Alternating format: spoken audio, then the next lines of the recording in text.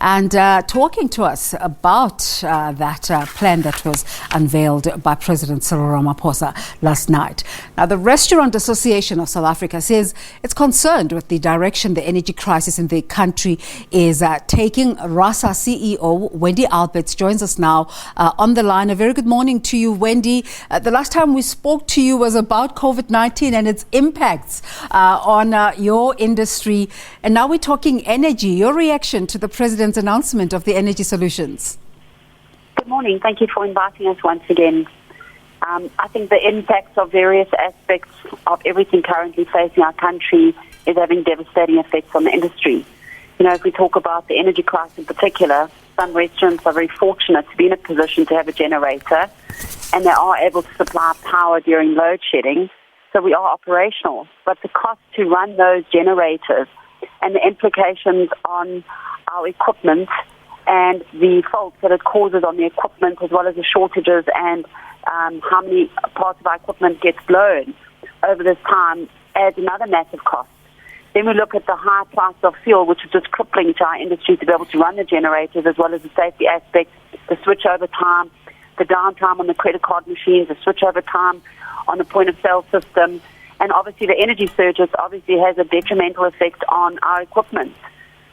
So, you know, it's all fine and well to say, look at choosing alternative resources. But we also need to be reminded that some of our restaurants are not in a position to be able to have alternative energy supplies due to their location, due to the landlord not supplying that energy. And they are heavily affected because they need to close the doors for the period of load shedding. So the additional cost for our industry is sizable. It's massive. And, you know, the massive increase in electricity over the last couple of months is paramount to our industry. Fuel prices, the high interest rates are really having a massive impact. You know, we've incurred so much debt over lockdown to support our industry, to keep our businesses open when we had been failed to trade at full capacity. And now we're paying back those debts at a prejudiced interest rate.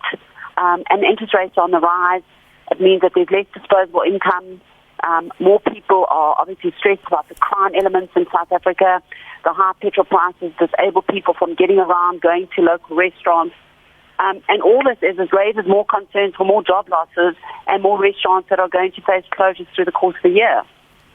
Wendy, you paint a really bleak picture for this very necessary industry. It seems like your members are almost running at a loss. Is government giving any assistance?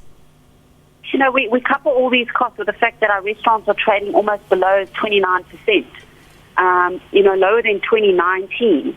And can you envision how do we actually improve and increase the capacity in our industry to trade higher and to create more jobs when we're sitting at such a prejudiced position? So there isn't one element that is actually attractive for us as an industry. Not the interest rates, not the disposable income, not the high petrol prices, not the high food prices. Our suppliers have dramatically put up the cost to get products to our restaurants for us to produce our menus. So every angle that we are always challenged on continues to face the industry and continues to cripple us at every turn.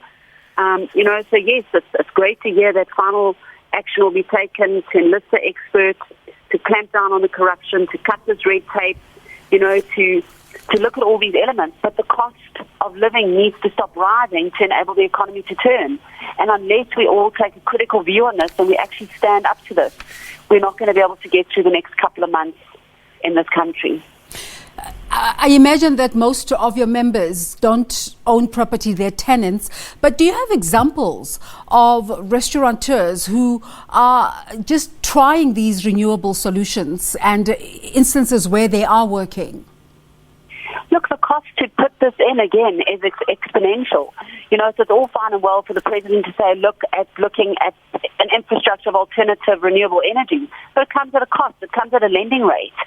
So when interest rates are high and we're already in so much debt, I'm not quite sure where the president feels that the industry needs to find the money or the solutions to be able to try and help support and lift the grid. You know, it's extremely, extremely critical at this time. You know, we've also been working with the different municipalities to engage with changing zoning in large properties and to change zoning in car dealerships that are standing empty to sectional title these car dealerships to be able to put 4 or 5 restaurants in that they can own their own property, that we can look at renewable solutions in terms of water and energy supply. But unless the zoning is changed, it makes it more difficult for us also to source properties that we can own. The landlords in particular need to play a massive role at this point in time in actually supporting the industry.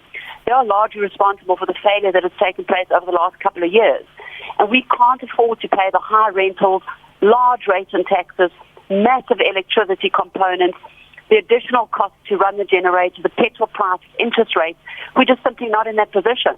Our industry was massively fractured before we came out of COVID, and we need time to recover. We're already a frail business. Our model's already thin. It is even thinner now with the rate of lending that we've got and the paybacks that we've got and the demand that we've got on our infrastructure and the industry. Are you now finding that most of your members have to pivot and just be multi-skill, just in terms of responding to the different threats? Look, absolutely. We've been appealing to government to tackle many of the industry issues head on. We are an industry that creates the largest amount of employment. We rejuvenate the economy. We certainly are the platform to creating the morale.